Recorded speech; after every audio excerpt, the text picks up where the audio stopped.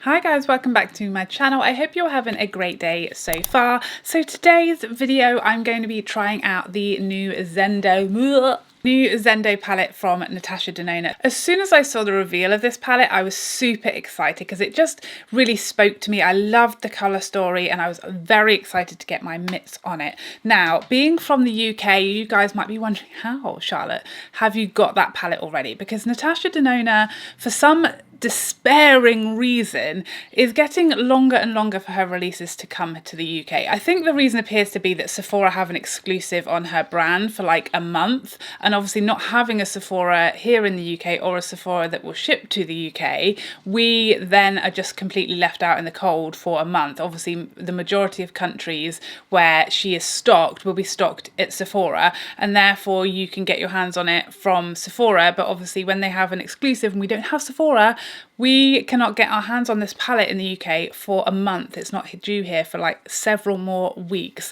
So I decided, for the sake of my community here, to order this from Natasha Denona's own website and see what happened, to see what the charges were like, the speed of shipping, to see whether it's actually worth us ordering directly from her website. Generally, when a website is US based, it's not worth it because the shipping's going to be expensive and we're going to be charged taxes. And if taxes aren't included at checkout, then we might also get stung with the Royal Mail fee for the admin charge of handling the duties and taxes on arrival. This also can delay the shipping, so the shipping can take quite a long time.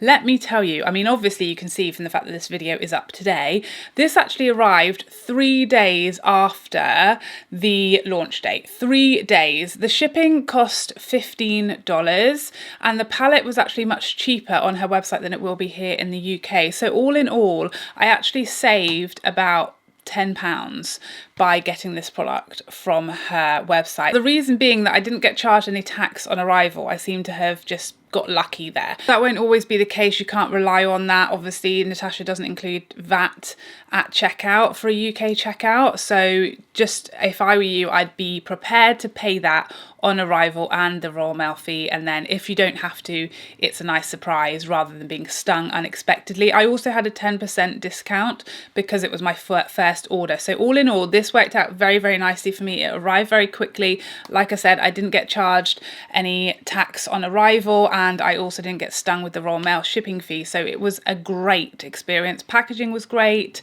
communication was great, and it was shipped out very quickly. So it was a tick, tick, tick for my first experience ordering from Natasha Denona's website. So I'm going to be doing 5 looks with this palette today, and then I'm going to be letting you know my thoughts on the overall palette. I managed to use almost every single shade in here during these 5 looks. The only shade I didn't use is Luster. I think I just kind of accidentally forgot about it, so I'm sorry about that. But obviously I now have a very good idea of almost all of the shades in here, my thoughts and my experiences with the palette. So at the end of the tutorials, I will be letting you know my thoughts on this palette and whether it's worth the money or not.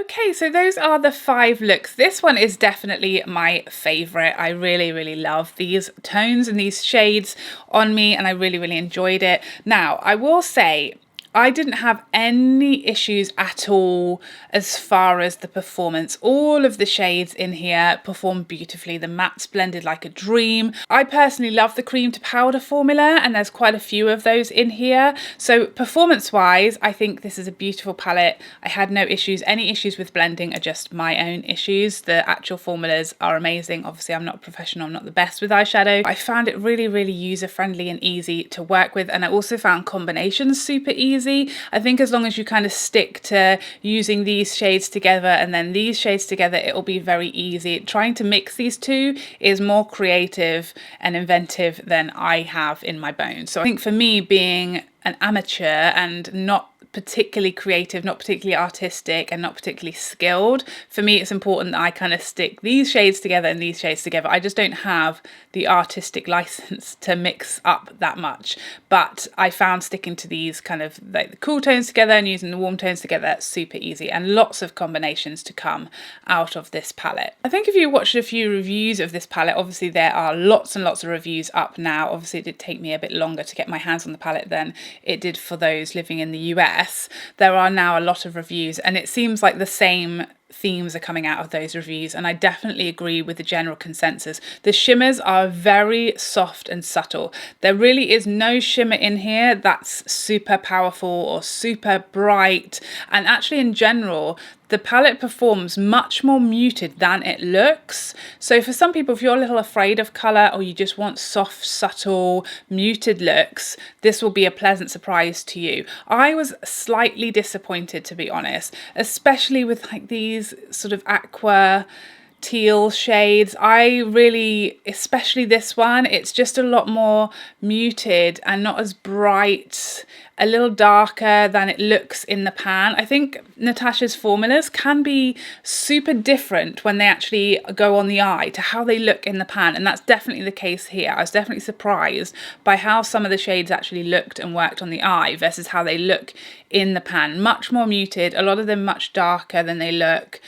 and just softer and more subtle in general. There's no blingy shades. I do wish that there was a couple of real metallics in there. They are a metallic formula, but it's a very soft metallic formula. I wish there was like a really punchy like topper, so you could just use that on top of everything to really escalate things and brighten things up, and maybe a really icy like inner corner pop, because there's just really no inner corner shade here. There's nothing to really brighten up your inner corners. If you want a bright inner corner or brow bone highlight, you're going to need to like reach for your highlight or reach for another palette. So that's kind of the negatives, but it performed beautifully, and I think this is an excellent palette for someone who's wanting to step out of their comfort zone and try a little bit of color, because it's very easy to work with. Combos are very easy, and you've got your real safe house over here, and then some color to experiment with and play with that's not super bright and intimidating. It's still quite soft as far as how bright and how metallic and things like that. So I think it's a perfect like step into color for lots of people. As lots of people have already said, if you have a lot of Natasha Denona palettes, you definitely don't need this one. You're definitely not missing anything. For me, it's almost exactly the bronze palette with a little bit of Circa Loco in it. If you have bronze and Circa Loco, you already have all of the shades in here. If you have the Tropic palette, you've also pretty much got all of these shades. If you've got Metropolis and Sunrise, you've also got all of these shades. I think it's really important to note at this point that while many of us do have a lot of Natasha Denona palettes, and therefore this is kind of a repeat for us, or we certainly have these shades kind of covered in our collection, lots of people don't. Lots of people will be looking for their first Natasha Denona palette, or maybe they've only got one other Natasha Denona palette, and I definitely think that this is a great option if you are taking a first step into Natasha Denona. It's that excellent price point for a good number of shades, really great quality shadows, and it's going to give you, it's really versatile, I feel like, as in the number of looks that you can get, because you've got, like I said, all these sort of natural, I'd like definitely achieve two very, very soft natural everyday subtle looks with this and then this look. So it kind of does tick a lot of boxes for like occasions and style and type of makeup as well as colours. So I think this is a great first palette from Natasha Denona, and I think it's a great step into colour. As I said, if you're a little bit nervous and colour shy like I am, I'm just kind of getting started with colour, then this is a great way to try, because you can keep going back to your safe zone and then step into this section when you're feeling brave. So there you have it. Those are my thoughts on the Zendo palette. I'm definitely going to keep playing with this. I love this look particularly. The rest of them were super easy, wearable, muted shades. It's a really nice palette. I don't think it's my absolute favourite from Natasha Denona. I definitely appreciate her really punchy metallics, and that was kind of missing in this one for me. But it's nice to have options, and it's nice to have quite a range of possibilities, especially if you're trying to condense your collection. That's going to do a lot of jobs in one place. So I hope you enjoyed this video and found it helpful, and I'd love to see you in the next one. Otherwise, take care for now. Bye bye bye bye bye.